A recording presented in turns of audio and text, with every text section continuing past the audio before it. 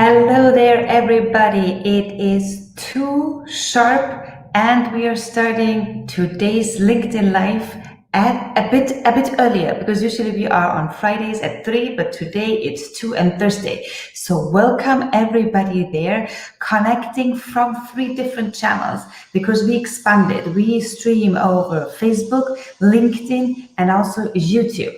Welcome there to everybody to this virtual space here on LinkedIn Live. And well, I already forgot because I wanted to start the LinkedIn Live with some silence. And of course, although we say silence is golden, silence is also the one thing that, for example, to me, it's really hard to follow through. But sometimes we know it's better because silence also trains our listening skills at some point. So, and this already brings me to our today's guest.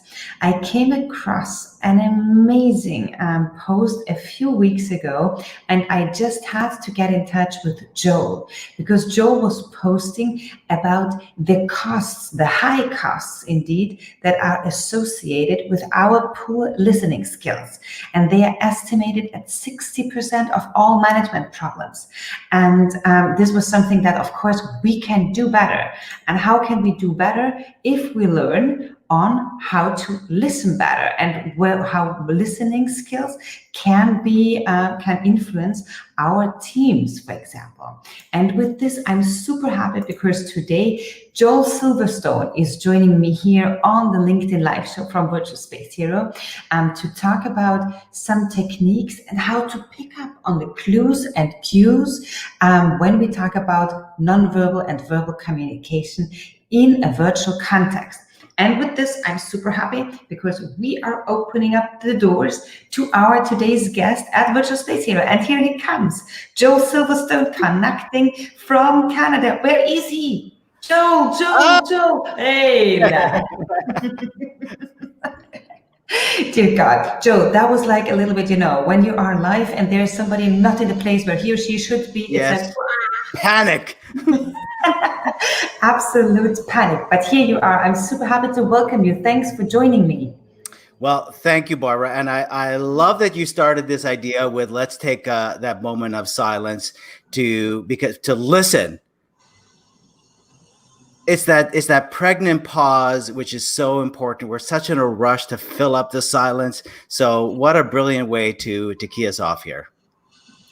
Thanks so much, Joe. And this is also picking up a little bit on what I was discussing 2 or 3 weeks ago with Kevin from Toasty. He was also talking a lot about reflection and not speaking. And I do know for me, that's definitely the hardest practice. So I'm super curious about your theories, about your background, and about what you suggest we should be doing differently. And of course, the techniques that you promised us to experiment with.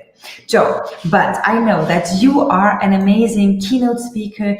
You talk a lot about effective communication skills and helping you influence without manipulating. Yes. So would you like to tell us a little bit about your background? I know you're based in Canada. I know about your background, but we have a lot of viewers here from LinkedIn, Facebook, and YouTube, and I'd love to have them to get to know you better.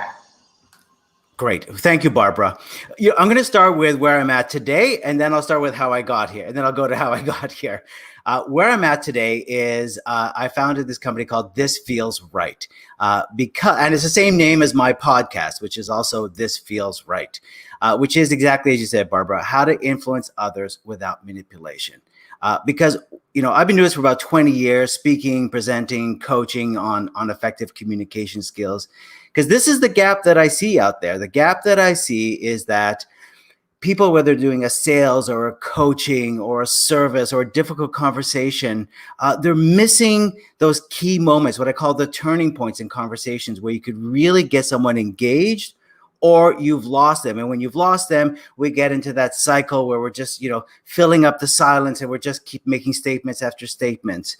So I said, well, hang on, there's a huge gap here that we're missing in communication. And now I'll go back to, how I got into this. In my former life, I was a professional actor. And maybe you might remember me from 1996 from my 6.5-minute claim to fame on the X-Files. I wasn't dead, so I could come back. Yeah. And that's where, you know, like many struggling actors, I started teaching acting, and then I saw a lot of business people started coming to these classes because they wanted to be better in how to be. And we'll talk about that a little bit later. Some of the rules of improvisation, which are really key here to listening. They want to be better about how to be present and how to be in the moment. So we'll talk about that as well. And so that's where I'm at right now, Barbara. How interesting. I've been talking to like 3 actors this year already, and I usually am not in touch with actors. And I think particularly when we talk about the virtual space, there are many virtual facilitating experts who do claim that the virtual space needs much more acting because it's much more difficult in the virtual space to keep the engagement and the attention of our audience. How do you see that? Is acting becoming a more important skill maybe? You know, that's a really good point, because all of a sudden everybody around the world has now become on-camera actors. That's true. We've all become on. We're forced now to have to be on. The camera is on you. There's nowhere to hide. There's nowhere to all of a sudden, you know, do this.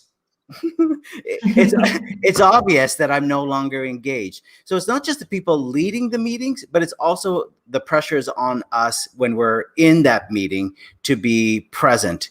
So if you and I, Barbara, were in a meeting and there was other people around and you were speaking, and I tune out, I all of a sudden just sort of, and you can't help but notice me as you're speaking. You can't help but see my little picture there, and you see I'm tuning out. That's a big part of my engagement. It's our stone face that happens.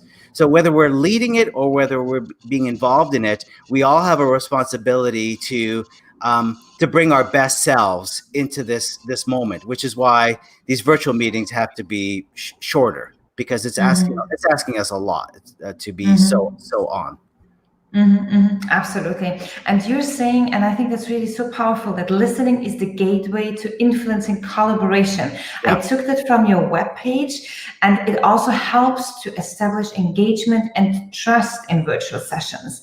So, what does that mean exactly? How can only listening or silence maybe really influence collaboration? I'm allowing that bit of silence. Yes. Well, you know, there's 3 main ways that we communicate. 1, we listen. 2, we ask questions. And 3, we make statements. Those are the 3 main ways that we communicate. Most of us, and there's nothing wrong with this, we make statements. And often we make statements hoping that the other person is going to listen and ask. And what happens often is that they don't. They in return just make statements. So it just becomes a ping pong game of people just making statements. So listening is so important, because here's an exercise you can even do for yourself after, whether you're in a session or even after a session, is rate yourself on a scale of 1 to 5. 1, did I listen to the person to make them feel heard, on a scale of 1 to 5? 1 being not at all, 5 absolutely. 2, did I make them feel understood? Again, on a scale of 1 to 5. And the third one is on a scale of 1 to 5, did I make it about me? So that's where we tend to often go. So, you know, you're talking and then I go, oh, that's so true, Barbara. I remember when I was in Valencia, and and we just make it about ourselves. Yeah, absolutely. Do you know, that's interesting, because in the virtual space, for example, Jitsi has like a speaker stats feature. So in Jitsi Meet, you can see how much people are speaking, and you can, as a host, for example, you have that feature there. Oh, okay. And so what does that do? It really counts how much the different participants are speaking in a meeting. So maybe you, as a participant or as a host or moderator of a session, you're not aware of a disbalance between the speaking time of your participants and the speaker stats shows you the differences, actually. Right. That's good. That's really good, because as you said, people love to talk, and sometimes they don't realize how much they've been speaking. Exactly. And I also believe sometimes we don't realize how long or easy we are listening to some people talking just because the way they're talking, the same in the virtual space, right? That can also happen. Yes. Yes, that is true. Yeah. I mean, what are you seeing in virtual spaces? Do you find that people are listening? What are you seeing? I do see that we are having like a real problem currently with interaction and engagement in in virtual meetings, in virtual conferences. And I also believe this is something that all the virtual event producers are now really looking at. And that is coming because we were not really focusing on interaction. It was always, if you think about webinars, it's one to many. Conferences, it's one to many. And we were not really trying to listen. What are our participants saying through the chat, through polls, or through making them come on stage, which could also be happening. And at this point, Joel, that's super interesting because I see we have viewers out there. So I see people from Facebook, LinkedIn, and YouTube joining. Just put into the comment window also your question, because we would like to listen to them, read them, and pick them up. Yes. Great. I'm just I'm just gonna change it. All of a sudden, I got a restart on my computer, so I'm just trying to move that out of the way. All right, good. So Barbara, we're going to try in a bit. We're going to try some of these listening exercises. Are you open to doing it now, or you want to wait a little bit?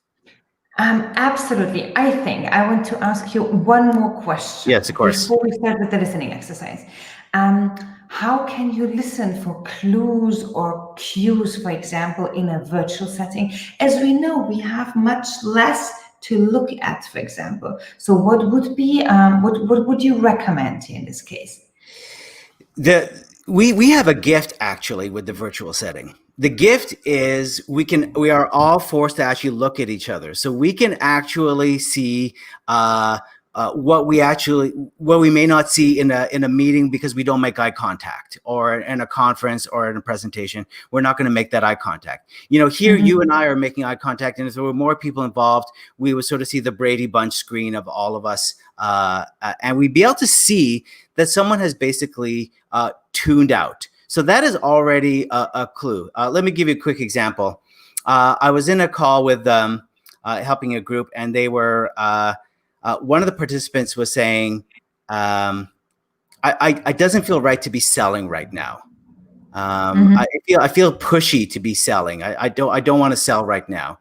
And the manager came in right away and started offering those solutions. No, it's all good. People want it. You got it. I know you could do it. Rah rah rah rah rah. And the person started to just shut down. So that's exactly that clue and cue. That's the place, as you said before, that pause, that silence.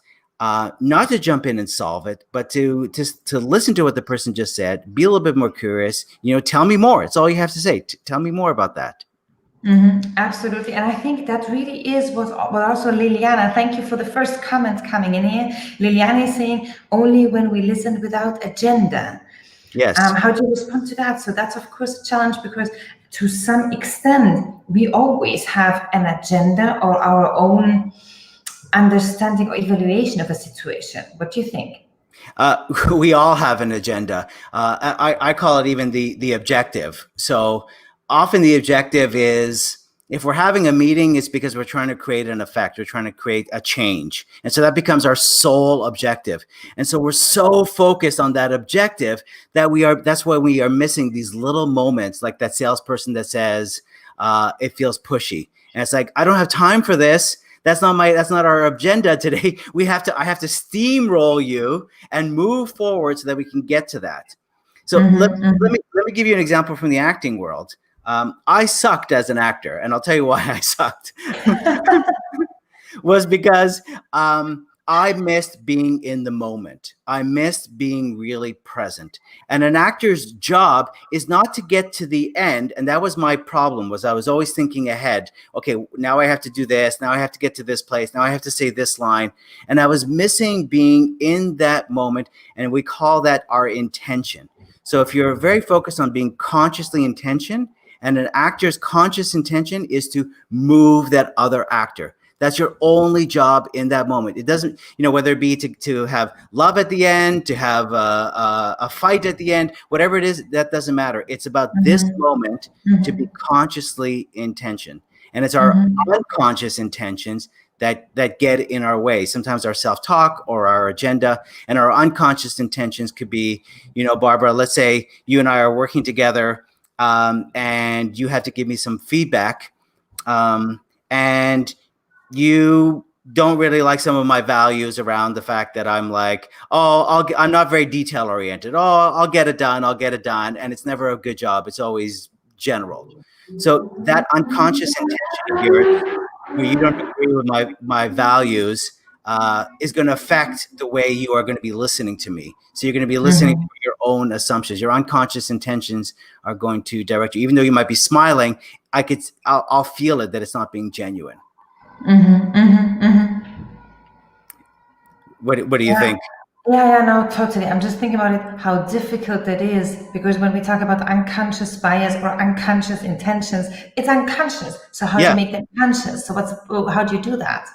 Well, let's do this exercise right now, which is a conscious intention, which is going to be called, we're going to do this called listening without solving the problem. Listening without solving the problem. And so are you ready for this? I'll explain to you what we're going to do. I just tell you, you know why I always sucked as a coach? Yeah. Because I was always trying to give the solution, and I always had like 1,000 idea how that person could solve the problem, or how I could support them to solve the problem. So I'm going to do my best now. Well, this is great. Thank you for sharing that, because that, going back to Liliana's question about, the agenda, this is what gets in our way. We want to be helpful. It's coming from a good place. Your intention actually is to be helpful. So it's all good. Now we're gonna move that intention of being helpful to how can I really be empathetic to this person by listening without solving the problem. So I'm gonna time myself, and I'm gonna have about 30 seconds to share with you a personal problem. And don't worry, it's not gonna be so personal that it's gonna be awkward for anyone. You're not allowed to interrupt me. You're not allowed to solve it.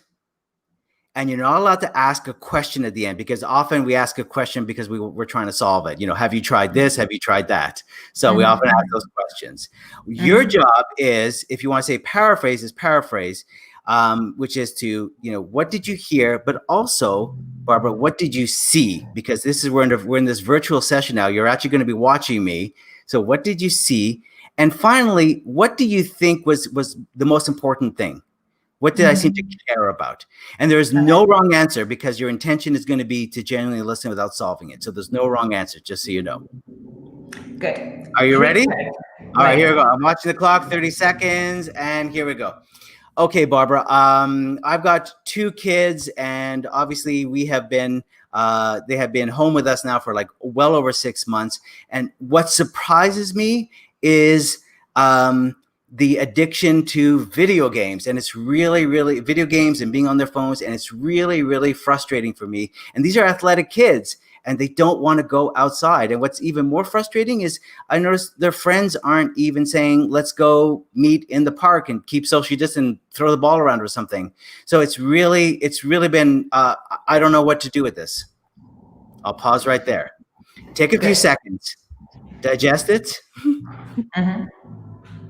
All right. And then now you could share back with me. What did you see? What did you hear? And what seemed important to me?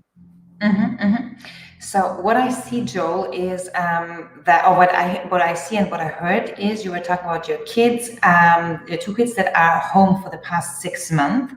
And what I saw is, when you talked about the video games that you feel that they have an addiction to, I saw a lot of emotions coming up, that you were talking like very emotional about it, because you find it so frustrating that they are only in front of the whatever play console, whatever it is.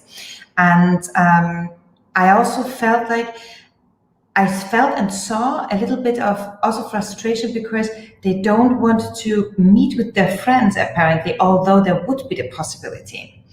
And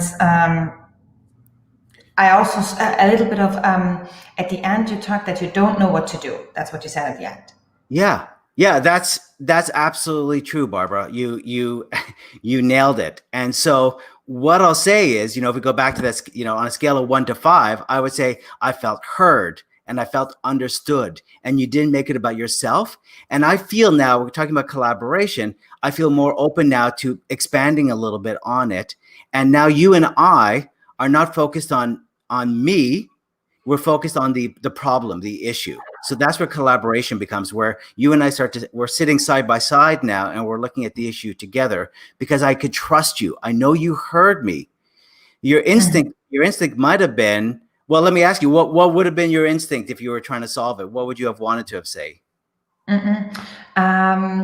Well, I don't even know if I had an instinct now at this point, but I was just thinking about something else already. So like, but wouldn't that be, so would you always suggest, if in such a situation that two persons in a team or in a virtual meeting have such a conversation, that the other person always tries to summarize, paraphrase what the first person was saying? Is that a suggestion? It's a suggestion in the sense that you don't always have to go as robust as you did.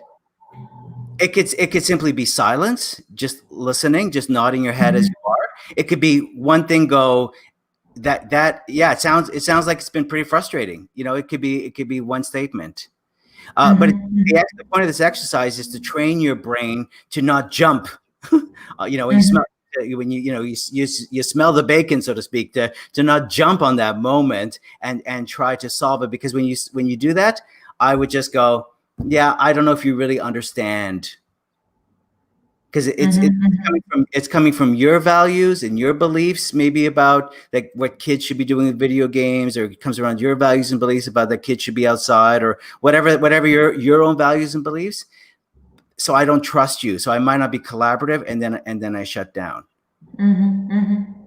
Okay, got it. Super good point. And I think also from a researcher's perspective, because I've been in research for 10 years, it's a great strategy to paraphrase things, but not to judge them. That's what you do in qualitative research, for example. If you do content or interview analysis, the first step that you do is you take what the people were telling you in the interview and you paraphrase that, but only in a third or fourth step, depending on the method you're using, you start really analyzing it and going deeper into the material. Yeah, that's excellent. You start adding value to it, right? Because you start adding some comments, and that's where we sort of go to the next stage. And let me add this about listening. You bring up a good point about research, because instinctively you mentioned you were empathetic. Instinctively you said words like I was frustrated, which is terms of empathy, and you could see the emotion in my face again, which is part of what do you see. So for people who are maybe more analytical, I'll give you 3 types of empathy when we're listening. Or when we're in interactions. The first type of empathy is what we just saw, which is cognitive, which is I can acknowledge that you're frustrated. It has nothing to do with me. I see that's how you are feeling, or the situation is frustrating. You're acknowledging it. The second one is the emotional, which is maybe you share some of that, which is, oh yes, I've got kids too, and I know that is really frustrating when you see them not going outside and you see them on the video game. So that's the emotional. We share the emotion. And the third one is compassionate, which is you right away, it's like when you see a little kitten in a box, you just want to jump in and help. You go, how can I help? What can I do? And that's compassionate. But in a business setting, cognitive works, which is to listen and to not have to feel the pressure that we have to share the emotion, but to acknowledge that that's important to that person. And until they feel listened to and heard and understood, it'll be very hard to get them to be collaborative after that. And it's a fantastic job, because I think that's exactly what was my other question. So how can listening change someone's attitude from resistant to willing, right? Yes, exactly. I mean, have you been in a situation where, where you found that you just don't wanted someone to listen to what you were saying and not try to solve it? Well, very often, of course. And then you find you kind of shut down, or your self-talk starts to get in the way. You're not listening to them anymore. Yeah. And I know myself, I think that's so important, because the moment that we listen to somebody, that we start like developing our own ideas, solutions in the moment we're listening. So we already float away from that person. And I think that, yes, indeed, it's much more difficult in the virtual space because we have so many other things popping up that can just for a few seconds take our attention and we are already gone, right? Yes. Yes. Well, I think this is a great segue then, because using the word yes, for us to do another improv exercise if you're open to it. Totally open. Because this is going to be about our we're going to talk about some of the rules of improvisation that we could bring into our collaborative virtual sessions. And the first exercise we're going to do, I'm going to call it yes, but at the beginning. All right. So this is what we're going to do. And then we'll unpack this. Barbara, I'm going to ask you to say, let's say we both worked at Virtual Space Hero. Like the idea. And we are planning. We're going to plan together a big celebration once this COVID-19 is behind us. We're going to plan a big, because you're a dancer. You're going to plan a big dancing celebration in the square in Valencia. And you of course with your dance background, I'm sure you have lots of ideas on how we could bring dance to the community. I love that. As you can imagine, I love that idea. There was no dancing for me since February. It's crazy. Oh, so we need it. We need it. So great. So you're going to try to get me to come along with you on this idea of how we could do this. Just so you know, I'm always going to answer with yes, but the first couple of times. Mm-hmm. Okay, good. So, Joe, the idea is we as Virtual Space Hero, we are going to produce that big dancing event. And we're going to invite the whole dancing community from Valencia. Yes, but that seems quite ambitious. I think we can invite everybody after so many months of quarantine. Everybody wants to dance. Yes, but people feel very self-conscious to be all of a sudden dancing. Maybe people have put on weight. People don't know how to dance. It puts a lot of pressure on people. That's no problem because I do dancing courses, so I can do some intro lessons, and I have a lot of friends who are dancing teachers, and they all can support us. Yes, but then you're not having fun, and then I'm left to manage everything because you're busy doing the dance lessons, and then you're leaving me stuck to manage everything. Okay, we'll pause right there. We'll pause right there, Barbara. We're gonna go back in time. Start from the beginning again, and now I'm gonna answer always with yes and. I'm always gonna answer with yes and. Try it again. Joe, again, a fantastic idea. When all the COVID pandemic is over, we're going to organize a big dancing party for Valencian community here in the Plaza del Ayuntamiento. Yes, and I love that idea. That's such a celebration. Brilliant. Nobody else will have thought of that. Love it, Barbara. Absolutely. We're going to have dancing teachers from all the different styles that people are dancing here in Valencia, and they're going to do intro lessons in different parts of the city. Yes, and that is brilliant because then nobody feels the pressure that they have to already come prepared to dance. We'll have lessons for them. Perfect. You're on fire, Barbara. These are great ideas. All right, so we'll pause right there. Finally dancing. Bravo, well done. How did you feel when I was always answering with yes, but? Of course, it's like something negative. It's always like, no, wait, give me a break. Don't go so fast. Don't do that. Don't think about that. Impossible to do it, right? Yeah, so it's like an uphill battle. Absolutely. How did you? Energy. It took me a lot of energy, Yeah, I made you have to work really hard to sell me on this idea. Yeah. Yeah. How did you feel when we did yes and? I think that's a lovely exercise because the yes and thing, it energized me, it gave me drive, and I had the feeling that we were more creative. If we had continued with that, imagine, Joe, what kind of crazy dancing party that would have become.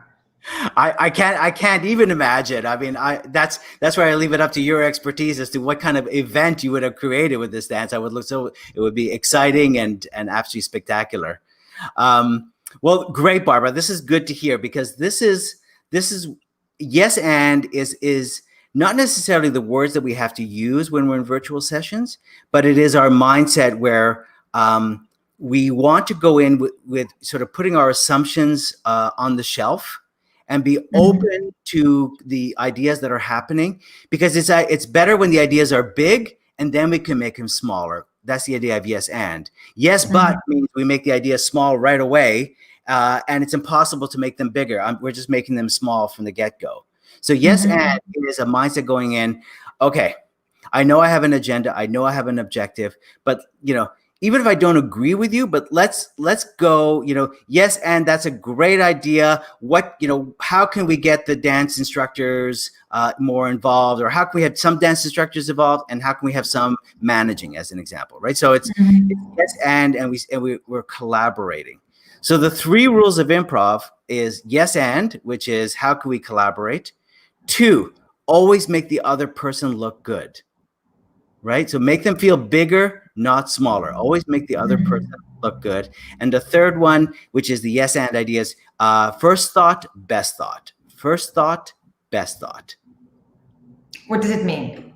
Well, it means, yeah.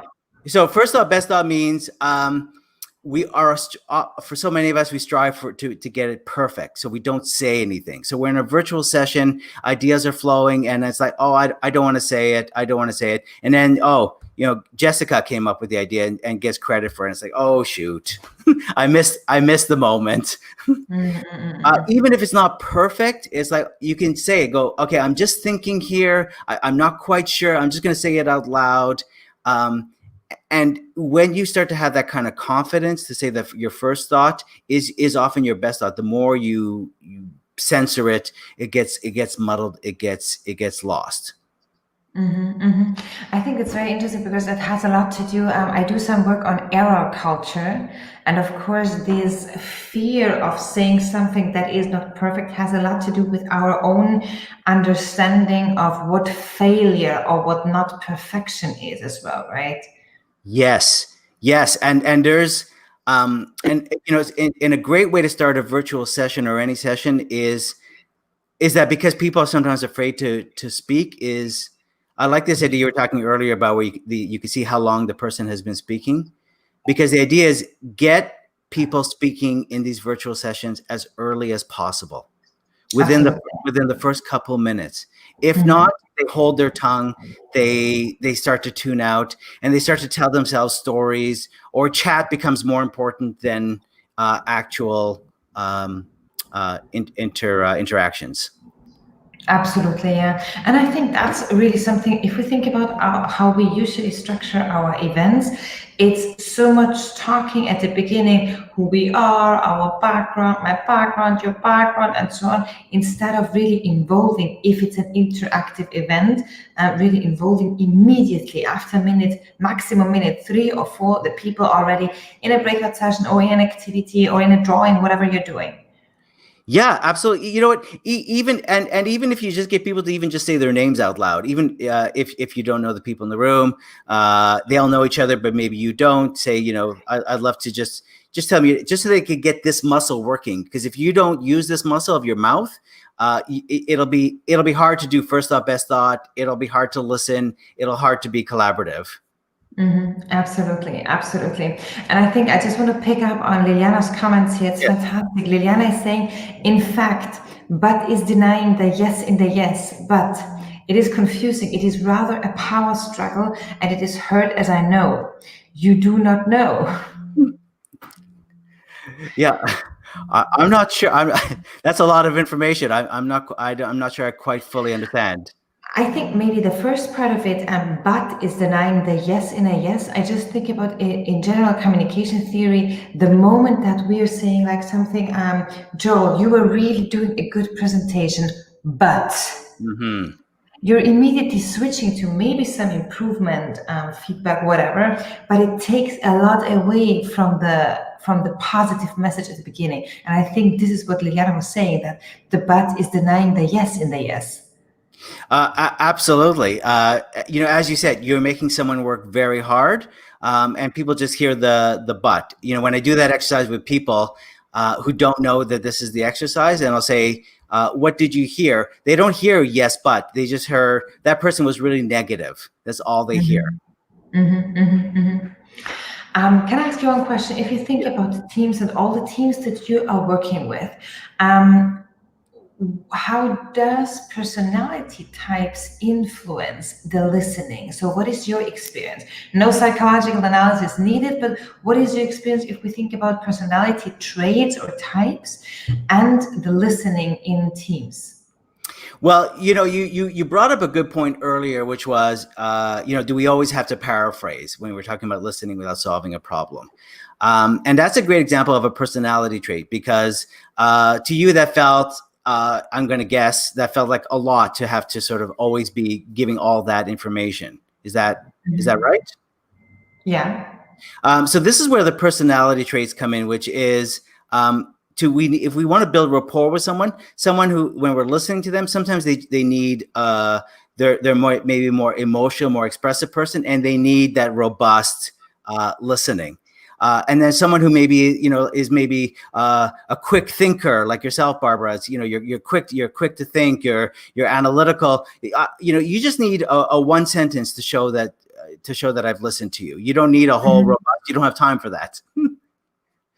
And that's a good point, because that's also like something I need to listen to you well before to understand what kind of listening or summary to say so you need from me, right?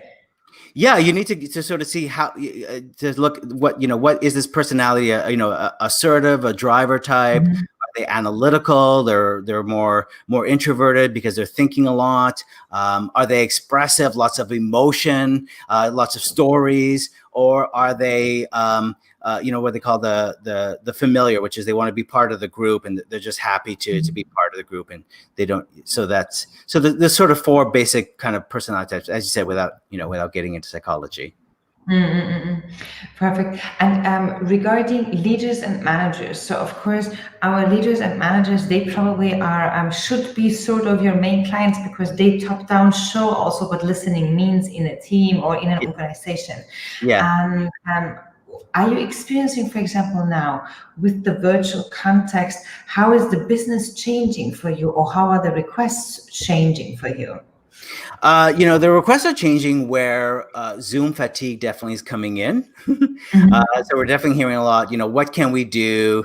Because this is all new for us, that we're all of a sudden doing these sessions like this. So leaders and organizations definitely want, how can we create a more collaboration? For leaders, I think that the challenge for them personally is how the sort of loss of sense of control, in a sense, in a virtual setting, and they sort of are maybe over controlling a session, or, as you said, speaking too much and not creating safety in this virtual session, which is harder to do maybe when you are in person, and there's sort of more room, more familiarity, because people feel that they have to be on when they're participants. It can make it harder to really connect with everybody. So leaders are struggling to find that balance where they have the authority that they want to still convey, but also, in a sense, I'll say vulnerability, which is that self-disclosure, that ability to listen and not fear, going back to this agenda, not fear that they're going to lose control of the session. Absolutely. I can totally understand and imagine that. Thanks so much for sharing your expertise, Joel. Really, I learned so much, because particularly, as I said at the beginning, really, I'm sometimes struggling, particularly with silence. And so also this is something, do you have any idea on how I could improve that for myself, for example? Yeah. Well, before I offer a solution, I'll ask you, why are you struggling with silence, or what is it about the silence that you struggle with? I think my struggle is that I'm a very fast worker, thinker, doer. And so I think the moment that I have silence, things are not advancing. Although I'm totally aware, and I talk with so many people about it, but my inner driver is like, be fast. Being fast means to move. To move means to do something. And to be silent and maybe like in one position isn't moving and fast enough for me. That's what I think. Yeah. Well, that's a very good self-assessment. The fact that you already know this about yourself is huge. So then let me ask you this. Here we are, you're interviewing me. You're not interrupting me. You're not giving me the yeahs. You're not nodding your head to get me to speak faster. So what do you think you're doing right now as as an interviewer that you can maybe bring into your work and your real life? Should I bring StreamYard in?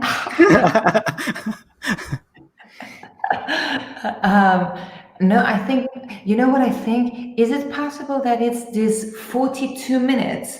Because I think maybe that's something that I have, like, as everybody has a knowledge, attention span that is not that long.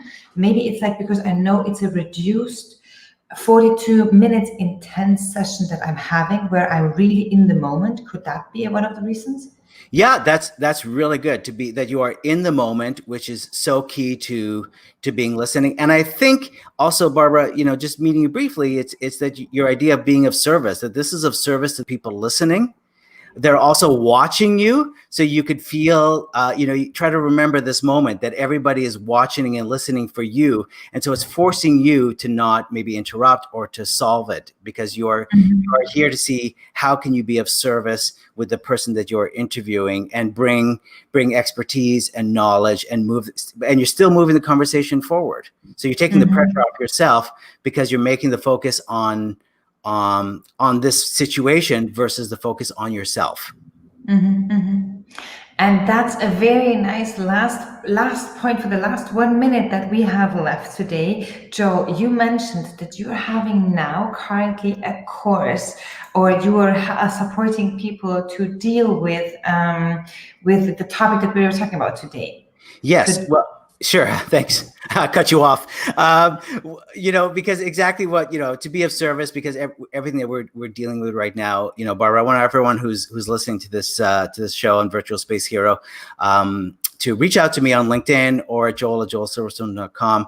And I'd be more than happy to do a virtual session with your organization. It's called Better Communication, Better Collaboration, bringing a team together on how we can do some of these exercises that we did today and more, and tap into our emotional intelligence, but really get people feeling that they can engage, that they can ask for what they want, ask for what they need, and develop their listening skills so that teams are really collaborating and engaged. So this would be free, 60 minutes, lunch and learn, first thing in the morning, last thing of the day, whatever you'd like. Reach out to me and we'll talk about how I can support you with that. That sounds really amazing. And I have seen courses of yours. I've seen also your articles, and the podcast also highly recommended. So definitely go to the webpage as well. This Feels Right. It's a podcast, very amazing to listen to. So also don't miss out on that. Joel is tagged in this posting, so you can also reach out to him immediately and connect with him. And I'm just picking up also on the last comment that we have here from one of our viewers. It is Kyriaki saying silence is also culture specific. It has different meanings and value in different cultures. Absolutely, Kyriaki. So on one hand, it's me that I don't I'm not good with silence, but on the other hand, it's also a cultural thing. We discussed it very briefly at the beginning. Thanks for that comment. And also Agnieszka here is saying, and people are floating in now at the last minute. Thanks, Agnieszka, for your comment. It is all about being in the moment, being present. Exactly. And being present, Joel, we reached the 42 minutes knowledge bite. I'm so happy you shared me. Yeah. Bam. Thanks a lot. I was just now looking for a final music because I want, let's see if that works. I'm not sure how good that song is. Because it's the party song. Party. Yes. $4 million on the whip, no lies. Staring at my shorty on a bitch like mine. Only tonight, don't waste your time. So, and I believe everybody wants to be at the virtual space hero party when we organize that one here in Valencia. And we're going to let you know. With that, Joe, you know that there are some virtual cocktails behind backstage, and with the music, you can sort of dance out of the stage. Thank you so much for being here. Thank you, Barbara. 30 seconds.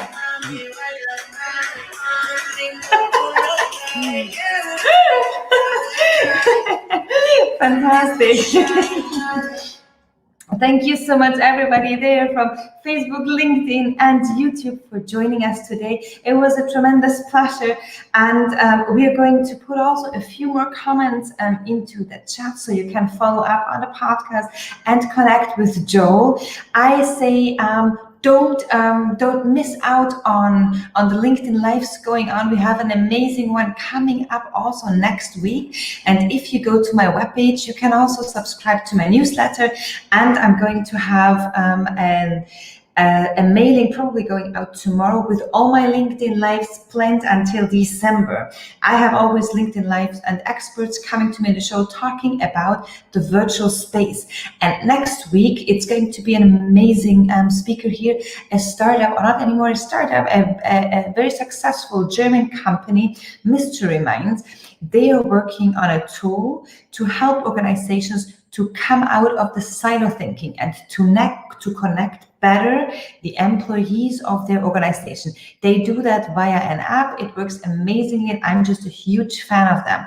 So stay tuned. If you go to my webpage, you can subscribe to the newsletter, and you're getting the full plan until mid of December.